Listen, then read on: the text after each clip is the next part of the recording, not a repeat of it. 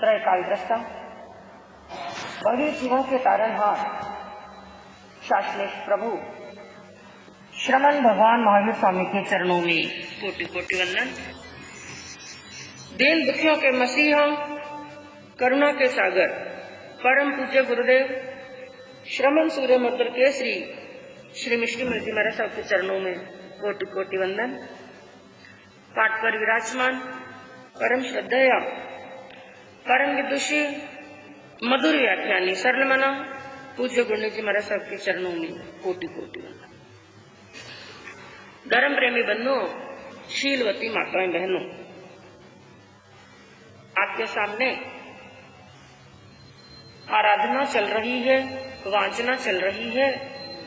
प्रभु महावीर की अंतिम देशना, प्रभु महावीर की अमृतमय वाणी, जो प्रभु ने निर्वाण में जाने से पहले अकुट देशना दी, भवी जीवों के कल्याणार्थ अमृतमय वाणी का पान सभी जीवों को करवाया, जिसके अंदर एक एक अध्ययन चिंतामणि रत्न से भी ज्यादा कीमती है। उसे चिंतामणि रत्न भी कह सकते हैं, कामधेनु गाय के समान भी कह सकते हैं, कल्प वृक्ष के समान भी कह सकते हैं। और मात्र कामधेनु गाय, कल्प वृक्ष और चिंतामणि रत्न ही नहीं, इनसे भी कई गुना ज्यादा मूल्यवान। एक तो चीज होती है मूल्यवान और एक होती है मूल्यहीन और एक होती है मूल्यातीत। तो आगम की वाणी को हम मात्र मूल्यवान नहीं कहेंगे, बल्कि क्या कहेंगे? मूल्यातीत। जिसका मूल्य अंकन करना, जिसके मूल्य की गणना करना हमारे वश की बात नहीं। क्योंकि ये कामधेनु गाय, चिंतामणि रत्न, कल्प वृक्ष, ये तो केवल भौतिक इच्छाओं की ही पूर्ति करते हैं, संसार की कामनाओं की ही पूर्ति करते हैं। लेकिन ये ऐसा चिंतामणि रत्न के समान और कामधेनु गाय के समान है। प्रभु की अमृतमय वाणी, ये तो भवी आत्मा की उस आत्मा को अजरता और अमरता प्राप्त कराने वाले हैं, जन्म और मरण के चक्कर से निकालने वाले। तो ऐसी अमृतमय वाणी का हम सभी पान कर रहे हैं। सर्वप्रथम तो जो आज भाई बहन यहाँ पर पधारे ऐसे मौसम के अंदर, सबको बहुत बहुत धन्यवाद है, साधुवाद है। इतना बाहर कीचड़, ऐसी वर्षा, और ऐसी वर्षा के अंदर भी आप लोग यहाँ पर पधारे तो बहुत बहुत साधुवाद के पात्र हैं। हम कह सकते हैं कि जो ऐसी अमृतमय वाणी का पान करने के लिए ऐसे मौसम के अंदर भी यहाँ पर पधारे, मतलब उनका कल्याण निश्चित ही नजदीक है। क्योंकि बंधुओं, बिना पुण्यवानी, ऐसी जिनवानी का पान करने का भाव आत्मा के अंदर जागता नहीं। तो आज आपके सन्मुख दो अध्ययनों का मूल वांचन हुआ, उनका अर्थ बताने का प्रयास करूंगी। बाकी तो इन अध्ययनों का अर्थ बताना बड़े बड़े संत, बड़े बड़े आचार्य, बड़े बड़े ज्ञानियों के भी वश की बात नहीं। इतना ज्ञान अर्थ भरा हुआ है। तो पहले हमने 20वें अध्ययन, जिसका नाम है महानिर्ग्रंथीय, इसका वांचन एक बार आपके सन्मुख प्रवचन के माध्यम से एक बार इस दृष्टांत का वर्णन आ चुका है, वापस संक्षिप्त के अंदर बताएंगे। इस अध्ययन के अंदर जो वर्णन आता है, जिन मुनि का, जिन आत्मा का वर्णन आता है, जिनको अनाथी मुनि के नाम से जाना, नाम उनका क्या था वो वर्णन नहीं आया, लेकिन अनाथी मुनि नाम कैसे पड़ा, क्या उन्होंने चिंतन किया, क्या भीतर के अंदर भावना जागी। सुबह सुबह का दृश्य है। श्रेनिक महाराज, मगध सम्राट राजा श्रेनिक घोड़े पर सवार होकर के कुछ अपने सेवकों को साथ में लेकर के हवाखोरी के लिए, वन भ्रमण के लिए निकलते हैं। सुबह सुबह घोड़े पर सवार होकर के वन भ्रमण कर रहे थे और चलते चलते मंडित कुक्षी उद्यान के अंदर पहुंच गए। राजगिरी नगरी है, क्योंकि श्रेणी का राज्य कहाँ पर था? राजगिरी नगरी के अंदर। और राजगिरी नगरी के अंदर आपने वर्णन सुना, गुणशील नाम का भी एक उद्यान चैत्य आता है, गुणशील उद्यान का भी वर्णन आता है। और एक वहां पर राजगिरी नगरी के अंदर मंडित कुक्षिक नाम का भी एक उद्यान, उस उद्यान के अंदर पहुंचे और उन्होंने खूब हवा वहां पर खा रहे हैं, खूब ठंडी हवा चल रही है, सूर्य उदय का समय था, ठंडी ठंडी हवा चल रही थी, पक्षी चहचहा रहे थे, बड़ा सुंदर वातावरण था। चारों तरफ उस सुंदर वातावरण का आनंद ले रहे थे, चारों तरफ दृष्टि डाल रहे थे। और चारों तरफ दृष्टि डालते डालते अचानक उनकी दृष्टि ऐसे दृश्य पर गई, उन्होंने क्या देखा? एक बड़ा वट वृक्ष है, बड़ा हरा भरा वट वृक्ष है, उस वट वृक्ष के नीचे एक मुनि ध्यान में खड़े। विशेषता क्या देखी उन्होंने? उन मुनि का शरीर गौर वर्ण, सोने की तरह चमकता हुआ जिनका शरीर पर युवा अवस्था, क्या उनका रूप है, क्या उनका वर्ण है, क्या शरीर का सौष्ठव है, और ऊपर से सूर्य की किरणें उनके शरीर के ऊपर पड़ रही हैं, उनके रूप को और बढ़ा रही हैं। ऐसा अद्भुत रूप, क्योंकि श्रेणिक महाराज भी कोई कम सुंदर नहीं थे, इतने सुंदर थे श्रेणिक महाराज, लेकिन इतने खुद सुंदर होते हुए भी उस मुनि के शरीर की सुंदरता को देखा तो आश्चर्य में पड़ गए। और सहसा ही उनके मुख से क्या शब्द निकले? अहो रूपम, अहो अन्नम, अहो अजस्त सोमया, अहो कृंति, अहो मुक्ति, अहो भोगे संगया। क्या इनका रूप है, क्या इनका वर्ण है, क्या शरीर की शोभा है, क्या जवानी की अवस्था है। लेकिन ऐसी जवानी की अवस्था जो भोग की उम्र है, भोग की उम्र में क्या ले लिया? योग ले लिया। गृहस्थ की उम्र के अंदर साधुत्व ले लिया है इन्होंने, जिन्होंने राग की उम्र के अंदर वैराग ले लिया है, जिन्होंने आसक्ति की उम्र के अंदर विरक्ति का मार्ग ले लिया है, जिन्होंने मस्ती की उम्र के अंदर भक्ति का मार्ग ले लिया। बड़े हैरान हुए, जो उम्र इनकी आसक्ति की है, भोग की है, राग की है और संसार का ऐशो आराम करने की उम्र है, ऐसी उम्र के अंदर इन्होंने क्या ले लिया? वैराग, ऐसा संयम का मार्ग लिया। क्या कारण हुआ? किस कारण से इन्होंने इस उम्र के अंदर साधु बना लिया? और खड़े खड़े चिंतन कर रहे थे, मुनि का ध्यान पूर्ण हुआ और चिंतन के अंदर कई विचार किए।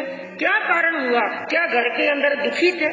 क्या घर के अंदर कोई लालन पालन करने वाला नहीं था? कौन सा दुख आया, कौन सा कष्ट आया, कौन सा क्लेश आया जो इन्होंने संसार के सुखों का त्याग कर दिया? और इनके शरीर के लक्षण बता रहे हैं, क्योंकि वो भी एक राजा हैं, और राजा जो बहुत कलाओं के अंदर परिपूर्ण होते हैं, शरीर के लक्षण देख करके वो जान जाते हैं कि यह बालक या ये मुनि का जन्म किस घर के अंदर हुआ, कैसे घर के अंदर हुआ होगा। मनी मन जान लिया, कई विचार चल रहे थे, मुनि का ध्यान पूर्ण हुआ, ज्ञान पूर्ण हुआ और मुनि के सामने हाथ जोड़े और मुनि के सामने वही प्रश्न रख दिया जो उनके मन के अंदर चल रहा। कहा क्या कारण हुआ? आपने योग की, भोग की उम्र के अंदर योग धारण कर लिया है। मुनि ने बड़ी सहजता से मुस्कुराते हुए कहा, राजन मैं अनाथ था। क्या बात कही? बड़ी सहजता से, बड़े प्रेम से ये बात कही, राजन मैं अनाथ था इसलिए मैंने साधुपना अंगीकार कर लिया। बड़ा खिन्न हो गया राजा का मन। भगवान ने इतनी सुंदरता तो दी, ऐसा सौष्ठव तो इनको दे दिया, लेकिन साथ में क्या दे दी? अनाथ था, यानी इनका कोई नहीं, माता नहीं, पिता नहीं, कोई लालन पालन करने वाला नहीं है। बड़ी खिन्नता हुई, लेकिन फिर मन के अंदर विचार किया, कोई बात नहीं, इनका कोई नाथ नहीं है, मेरे पास में किस चीज की कमी है, मैं इतना बड़ा राजा हूँ। उन्होंने कहा, मुनिवर आपको चिंतन करने की, आपको चिंता करने की कोई आवश्यकता नहीं है, आप अनाथ नहीं। आज के बाद में अपने आप को अनाथ मत कहना, मेरे होते हुए आप अनाथ नहीं हो सकते, आप चिंता मत करो, आज से मैं बनूंगा आपका नाथ। ये बात सुनी तो उस सुंदर चेहरे के ऊपर एक हंसी आ गई। मुनि मुस्कुराए, हंसते हुए कहा, राजन तुम मेरे नाथ बनोगे? जो स्वयं ही अनाथ हो वो दूसरों का नाथ कैसे बन सकता है? आप स्वयं ही अनाथ हैं। ये बात किसको कही? राजा को। और उन राजा के बारे में आपने परिषद के अंदर भी वर्णन सुना कि सैनिक महाराज के अधीन कितने गांव थे? 1,66,00,000। कोई 10, 20, 50, 100 नहीं, 1,66,00,000 गांव के जो धनी थे, उन राजा को क्या कह दिया कि तुम क्या हो? अनाथ। आज कोई व्यक्ति सामान्य सा, जिनका खुद के घर पर भी राज ना हो, छोटा सा परिवार है, 1-2 बेटे हैं, 1-2 पोते हैं, उस व्यक्ति को भी कोई कह दे कि आप अनाथ हो तो क्या स्थिति होती है? और मुनि ने किसको कह दिया? जो 1,66,00,000 गांव का धनी है, उस राजा को कह दिया कि तुम अनाथ हो। थोड़ा क्रोध भी आ गया और साथ में अहंकार भी आ गया। ये तो ऐसे चंडाल हैं। 4 कषाय को प्रभु ने क्या बताया? 4 चंडाल के समान। ये तो आने के लिए तत्पर रहते हैं। राजा को थोड़ा क्रोध भी आया, लेकिन क्रोध से ज्यादा क्या आ गया? अहंकार। तन गए और कहा, मुनिवर आप जानते नहीं मैं कौन हूँ? आपने मुझे कह दिया, राजा श्रेणी को कह दिया, आप नहीं जानते मैं कोई सामान्य व्यक्ति नहीं हूँ, मैं मगध का सम्राट हूँ, लाखों करोड़ों की जनता का मैं लालन पालन करने वाला हूँ, लालन पालन करता हूँ, पोषण करता हूँ। आपको मालूम नहीं है 33,000 हाथी, 33,000 रथ, 33,000 घोड़े और 33 करोड़ पैदल सेना मेरे पास में है। मेरा राज्य बड़ा विशाल है। हे मुनिवर मैं अनाथ नहीं। लेकिन मुनि ने कहा, राजन मैं कहता हूँ कि आप अनाथ हो, वो कैसे? तो मुनि ने बंधुओं, जो अशरण भावना भाई, जिस अशरण भावना का चिंतन किया, उस अशरण भावना के बारे में मुनि ने बताया, हे राजन जिस नाथ को तुम नाथ मानते हो, जिस अनाथ को तुम अनाथ मानते हो, सच्चाई में निश्चय में वो अनाथ नहीं है, वो नाथ नहीं है। निश्चय कुछ और है, व्यवहार कुछ और है। मैं निश्चय की बात कर रहा हूँ और तुम व्यवहार की बात कर रहे हो। निश्चय में नाथ कोई और है। राजा भी कंफ्यूजन में पड़ गए, चिंतन में पड़ गए। मुनि क्या कहना चाहते हैं? उन्होंने कहा, मुनिवर आप मुझे खुलासा करके बताएं, आप किसको तो नाथ कह रहे हैं और किसको अनाथ कह रहे हैं? उन्होंने कहा, राजन मेरा जन्म भी किसी दरिद्र परिवार के अंदर नहीं हुआ, बड़े श्रेष्ठी के घर के अंदर मेरा जन्म हुआ था। कौशंबी नगर के बड़े श्रेष्ठी थे, नगर सेठ के घर के अंदर मेरा जन्म हुआ। मेरे पिता जो मेरे से बहुत प्रेम करते, मेरी माता जो मेरे से बहुत प्रेम करती, उनकी आंखों का तारा था। बड़े भाई भी थे, छोटे भाई भी थे, बहन भी थी और प्राणों से प्यारी मेरी पत्नी भी थी। लेकिन एक बार अशाता वेदनीय का योग हुआ, मेरी आंखों में जोरदार क्या हो गई? वेदना।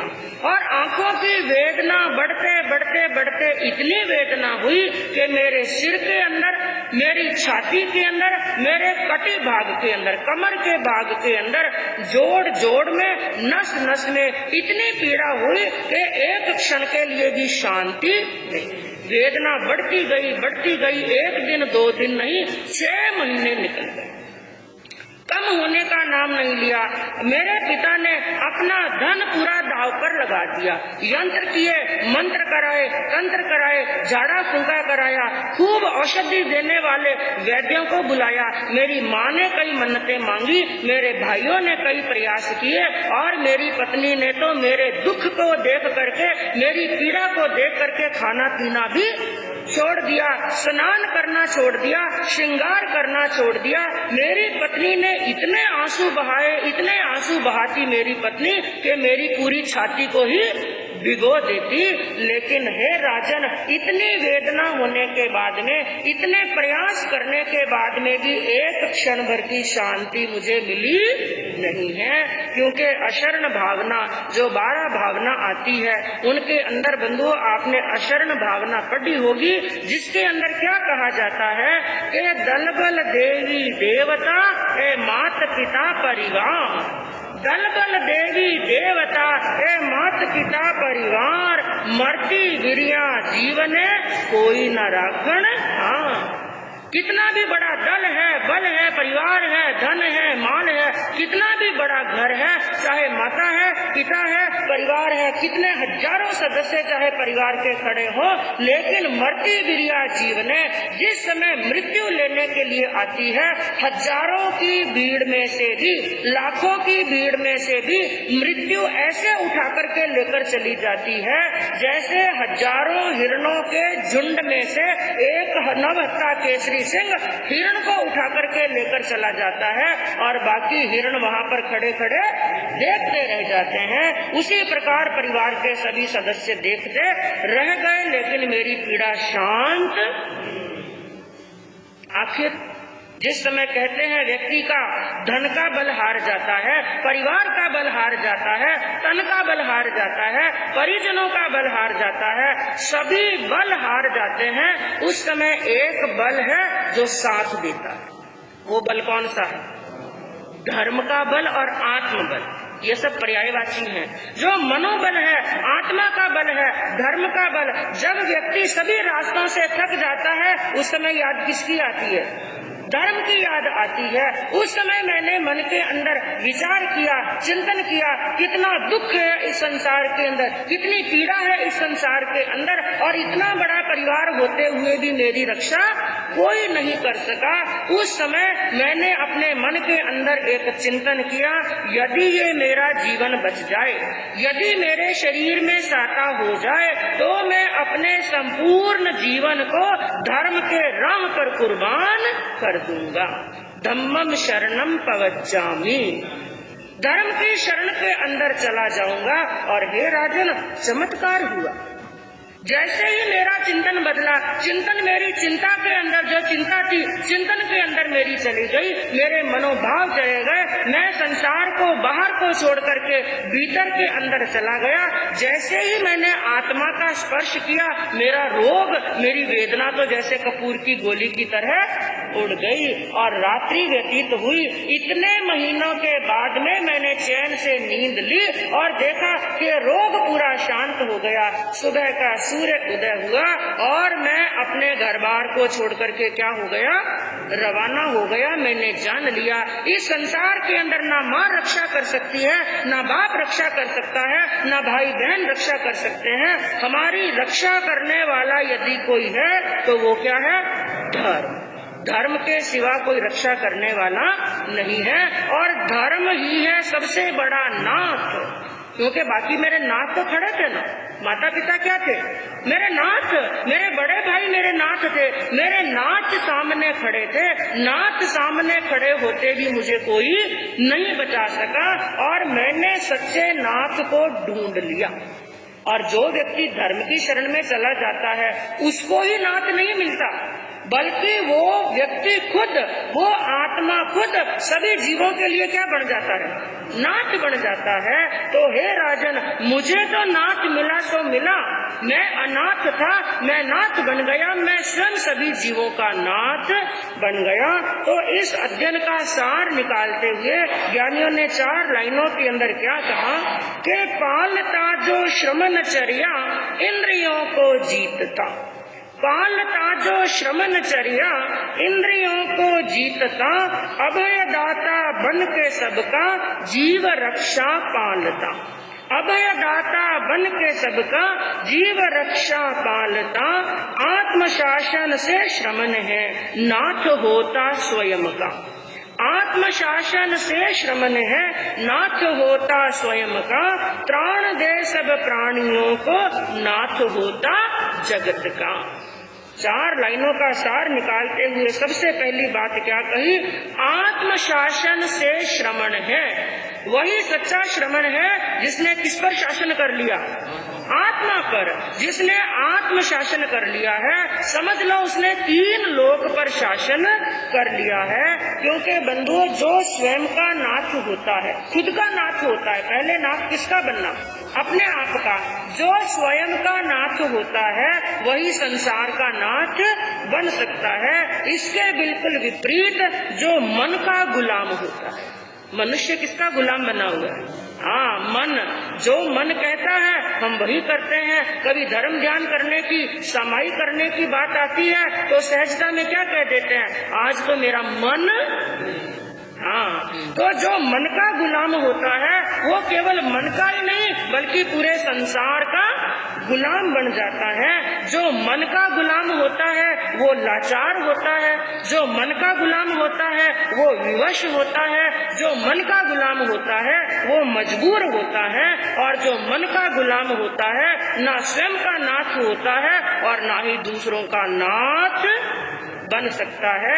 तो हे राजन, उस दिन मैंने जान लिया संसार का कोई रिश्ता किसी का नाथ बनने वाला नहीं है। तो आज स्थिति ये है, मैं धर्म की शरण में गया तो मैं सभी जीवों का क्या बन गया हूँ, नाथ।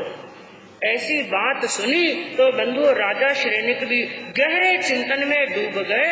और बताया जाता है कि अनाथी मुनि का ऐसा उपदेश सुना। उसके पहले श्रेणिक महाराज को संकित प्राप्त नहीं हुई थी और उसके पहले वो जैन धर्म के अंदर श्रद्धा और विश्वास भी नहीं रखते थे। कईयों का क्या मानना है कि राजा श्रेणी के महलों के अंदर चेलना रानी आई जो जैन धर्म की धर्मावलंबी थी और एक 12 व्रतधारी श्राविका थी। चेलना के सहयोग से राजा श्रेणिक जैन धर्म को मानने लगे। नहीं, कुछ सहयोग चेलना का है कि उनको जैन धर्म की बातें चेलना समझाती। धीरे धीरे जैन धर्म के प्रति श्रद्धा हुई, लेकिन उनको समकिति की प्राप्ति किसके सहयोग से हुई थी, अनाथी मुनि के सहयोग से, उनके उपदेश से, उनके दर्शन से उनको प्राप्ति हुई और वो एक जैन धर्म के सच्चे श्रावक बने। तो ऐसा चिंतन सुना और अंतिम के अंदर अनाथी मुनि ने कहा कि हे राजन, इस संसार के अंदर हमारे दर्द को बांटने वाला, हाँ, हम कितना भी किसी को अपना कहते, कोई हमारे दर्द को नहीं बांट सकता है। केवल एक ही है जो हमारे दर्द को बांट सकता है। वो कौन? जिसने अपनी आत्मा में प्रवेश कर लिया। ध्यान से श्रवण करना, हमारे दर्द को बांटने वाला कौन? जिसने स्वयं अपनी आत्मा में क्या कर लिया है, प्रवेश। यानी जिसका स्व के अंदर रमन हो चुका है, वही दूसरों का नाथ बन सकता है, वही दूसरों का प्राण बन सकता है, वही दूसरों की रक्षा कर सकता है। बाकी दुनिया के अंदर कोई हमें कितना भी कह दे, मैं तुम्हारी रक्षा करूंगा, मैं तुम्हें बचाऊंगा, मैं कहूँ जो डॉक्टर कहते हैं हमारी गारंटी है, हम बचा लेंगे, ये कर लेंगे, लेकिन लास्ट के अंदर एक अंतिम स्टेज आती है। उस समय डॉक्टर भी एक सेंटेंस बोल देते हैं। क्या कहते हैं डॉक्टर? अब दवा काम आने वाली नहीं, अब क्या काम आएगी? दुआ काम आएगी। एक समय ऐसा होता है कि वो लाखों का खर्चा कराने वाले, बड़ी बड़ी डिग्रियां प्राप्त करने वाले और बड़े बड़े हमको बातें कहने वाले, वो डॉक्टर भी एक समय के अंदर आकर कह देते हैं दवा काम आने वाली नहीं है, दुआ काम आएगी। कहने का तात्पर्य बंधु ये है, जब हम कष्ट में होते हैं, पीड़ा में होते हैं, मृत्यु के नजदीक में होते हैं, उस समय हमारी रक्षा करने वाला केवल होता है धर्म। इसलिए पर से निकल करके स्वयं का चिंतन करना। तो ऐसा चिंतन अनाथी मुनि ने किया और शुद्ध संयम का पालन किया, साधुचर्या का पालन किया और सत्य धर्म को जाना और अपनी आत्मा का कल्याण किया। तो बंधुओं, और अगला अध्ययन आता है 21वां अध्ययन, जिनका नाम है समुद्रपालियम। इसके अंदर समुद्रपाल नाम के एक व्यक्ति का वर्णन चलता है। कौन थे समुद्रपाल? उनका नाम समुद्रपाल कैसे पड़ा? क्या उन्होंने चिंतन किया? किस कारण से उनकी आत्मा जागी? एक छोटी सी घटना, क्योंकि बंधुओं जीवन के अंदर कई प्रकार की घटनाएं, और जिस घटना से समुद्रपाल को वैराग्य जागा, ऐसी घटनाएं आपने एक नहीं कई देख रखी हैं और कई जान रखी हैं, लेकिन आत्मा नहीं जागी। सबका चिंतन नहीं चलता है, ये चलता है जिनका ही चिंतन चलता है। इसके लिए ज्ञानियों ने एक बात कही, 4 लाइनों के अंदर क्या कहा कि सबके दिलों का एहसास अलग होता है। घटना एक होती है, लेकिन सबके दिलों की सोच, चिंतन, मनन और विचार क्या होते हैं? अलग अलग होते हैं। एक व्यक्ति वो होता है उसी घटना को देखकर कर्म बांध लेता है, एक व्यक्ति होता है उसी घटना को देख करके कर्म को तोड़ लेता है, एक व्यक्ति होता है उसी घटना को देख करके जाग जाता है। तो क्या कहा, सबके दिलों का एहसास अलग होता है, इस दुनिया में सबका व्यवहार अलग होता है। सबके दिलों का एहसास अलग होता है, इस दुनिया में सबका व्यवहार अलग होता है। आंखें तो सबकी एक जैसी होती हैं, आंखें तो सबकी एक जैसी होती हैं, पर सबका देखने का अंदाज अलग होता है। एक ही दृश्य को देखने का अंदाज अलग होता है। तो बंधुओं, समुद्र पालीय और विशेष रूप में इस अध्ययन का जो समुद्र पाल जागे वो किस घटना से जागे और समुद्र पाल कौन थे? तो एक सेठ चंपा नगरी के, जिनका नाम था पालित, जो भगवान के उपासक थे, 12 व्रतधारी श्रावक थे और सभी को सहयोग करने वाले, दया के भाव रखने वाले। एक बार क्या हुआ, वो पालित जो श्रावक थे उनका जो आजीविका थी, जो व्यापार था, वो समुद्र के माध्यम से करते थे। समुद्र के अंदर जहाजों में माल भर करके लेकर के जाना, स्थान स्थान पर जाना, माल बेचना और नया माल खरीदना, यही उनका बिजनेस था। तो एक बार जहाजों के अंदर माल भर करके वो गए, अलग अलग स्थान पर जा रहे थे और अलग अलग बड़े बड़े नगरों के अंदर गए और एक बार एक पिहुंड नाम के नगर में गए। वहां पर एक सेठ जी के साथ में व्यापार किया, लेकिन पालित की शालीनता को देखते हुए, उनके विनय भाव को, उनके गुणों से प्रभावित होकर के वहां के सेठ ने विचार किया, ये जो व्यक्ति है बड़ा गुणवान है, बड़ा विनयवान है, बड़ा सदाचारी है, मैं अपनी बेटी की शादी इसके साथ में कर देता हूँ। तो सेठ ने पालित के साथ में अपनी बच्ची की शादी कर दी। शादी हो गई और जहाजों के अंदर आपको मालूम है, जब एक बार जहाजों में व्यापार करने के लिए निकलते हैं, 4 महीने, 6 महीने, साल भर और 2 साल भी निकल जाते। तो जहाजों के अंदर ही यात्रा चल रही थी और उसी यात्रा के अंदर पालित की पत्नी गर्भवती हुई, गर्भ का समय पूर्ण हुआ और जहाज के अंदर ही उसने बच्चे को जन्म दे दिया। तो समुद्र के अंदर जन्म हुआ, इसलिए नाम रख दिया समुद्र। और पालित का बेटा था, नाम पड़ गया आगे पाल, तो नाम बन गया समुद्र पाल, जिसका समुद्र में जन्म हुआ। तो इस प्रकार समुद्र पाल बड़ा हुआ, युवा हुआ और एक बार झरोके के अंदर बैठा, जैसे कल आपने मृगापुत्र का वर्णन सुना, इसी प्रकार समुद्रपाल भी झरोके के अंदर बैठे थे, पास में उनकी पत्नी भी बैठी थी। वहां पर बाजार का दृश्य देख रहे थे, हंसी खेल कर रहे थे। अचानक से एकदम लोगों की जोरदार आवाज सुनी, खूब सारी भीड़ की आवाज सुनी। क्या हुआ, ये हल्ला कहाँ मच रहा है, इतना कोलाहल कहाँ हो रहा है, इतनी आवाज कहाँ से आ रही है? उन्होंने अपना ध्यान उसी भीड़ की तरफ लगाया। उन्होंने देखा खूब सारे लोग आ रहे हैं। वो भीड़ नजदीक आई, वो गहराई से देखने लगे और उन्होंने क्या देखा, खूब सारे लोग हैं, खूब हल्ला कर रहे हैं, कईयों के हाथों में ढोल पकड़े हुए हैं, नगाड़े पकड़े हुए हैं, नगाड़े बजा रहे हैं, ढोल बजा रहे हैं। लेकिन इतनी सारी भीड़ के बीच में एक अनोखे व्यक्ति को देखा। क्या देखा उन्होंने? उस व्यक्ति का पूरा शरीर, पूरा बदन काला कर रखा है, काला रंग लगा करके पूरे बदन को काला कर दिया।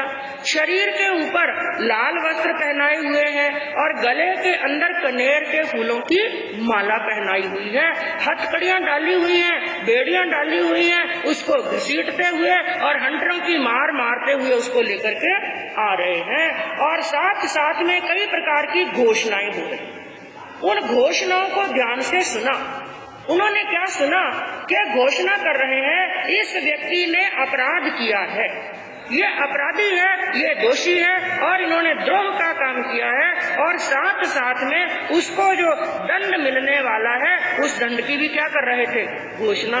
क्या दंड मिलने वाला है? इनको मृत्यु दंड मिलने वाला है, इसलिए वध स्थान के ऊपर लेकर के जा रहे हैं। यानी इनको मृत्यु देने के लिए, शूली पर चढ़ाने के लिए कहाँ ले जाया जा रहा है? वध स्थान पर ले जाया जा रहा है। और खूब सारे लोगों की भीड़, जैसे जैसे वो लोग ढोल नगाड़े बजाते हुए आगे आगे बढ़ रहे हैं, वैसे वैसे बाजार के लोग क्या जाने लगे, पीछे पीछे हो हल्ला। क्योंकि बंधुओं, ये दुनिया है।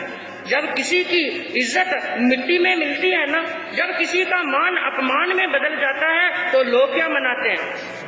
हाँ, खुशियाँ और मजा देखते हैं। लोगों की भीड़ साथ साथ में चल रही है और उसके ऊपर पीड़ा हो रही है, शरीर के ऊपर डंडों की मार पड़ रही है, हंटरों की मार पड़ रही है और उसकी लोग खूब निंदा कर रहे हैं।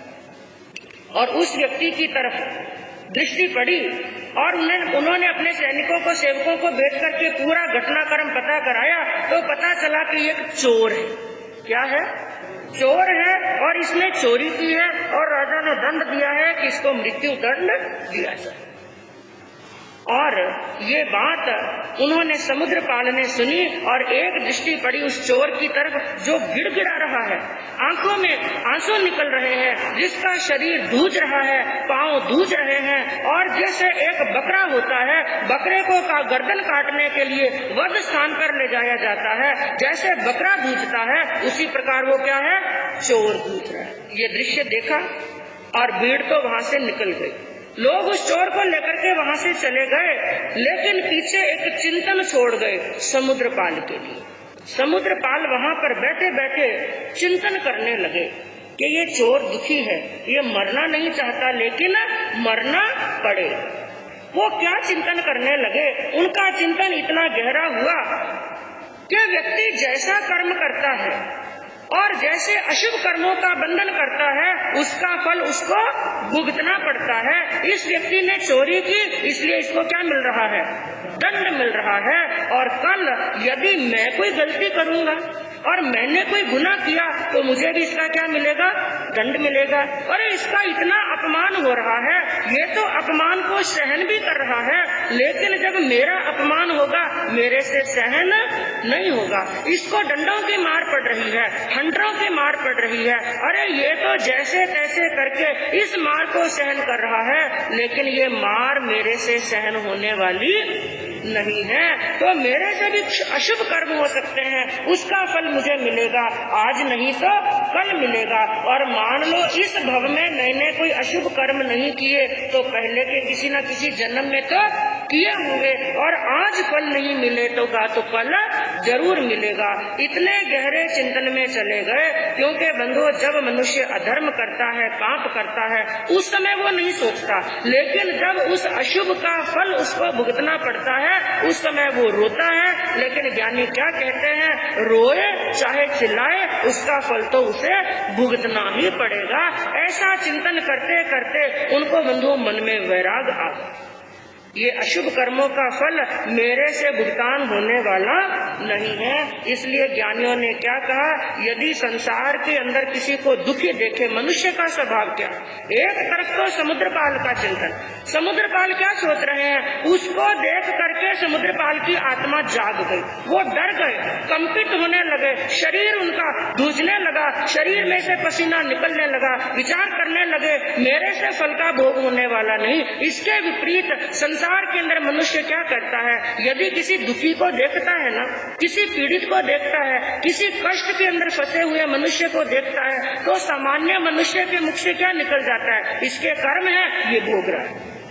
हम यही तो कहते हैं ना, इसने बांधे और ये भोग रहा है, लेकिन वो ये भूल जाता है इसने बांधे ये भोग रहा है, तो कल ये स्थिति मेरी भी हो सकती है। इसलिए किसी का दुख देख करके किसी की हंसी नहीं उड़ानी चाहिए, बल्कि स्व के ऊपर चिंतन करना चाहिए। तो ये चिंतन किया वहां पर झरोके में बैठे बैठे समुद्रपाल ने, और इतना चिंतन उनका गहरा हुआ, इतना चिंतन गहरा हुआ कि वहीं पर बैठे बैठे उनको क्या आ गया?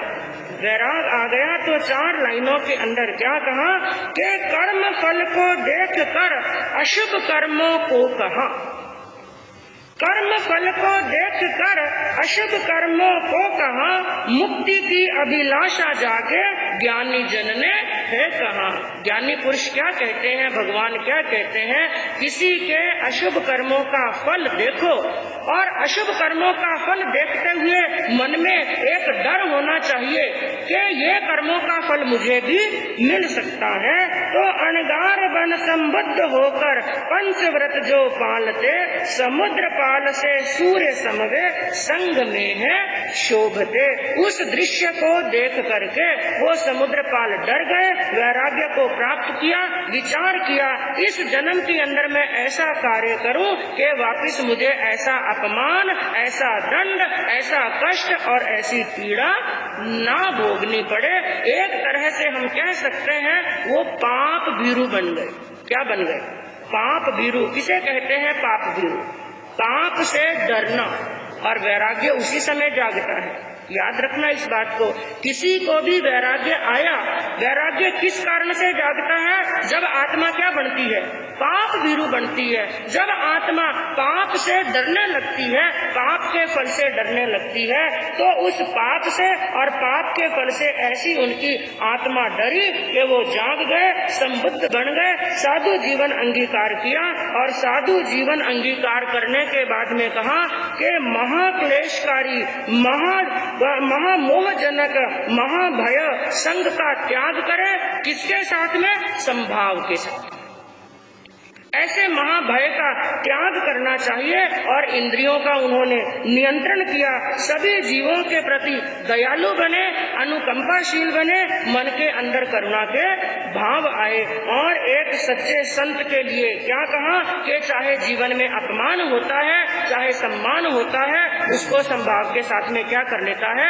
सहन कर लेता है। तो ऐसे दृश्य को देख करके समुद्र काल की आत्मा जागी और अपनी आत्मा को कल्याण के मार्ग पर प्रशस्त किया।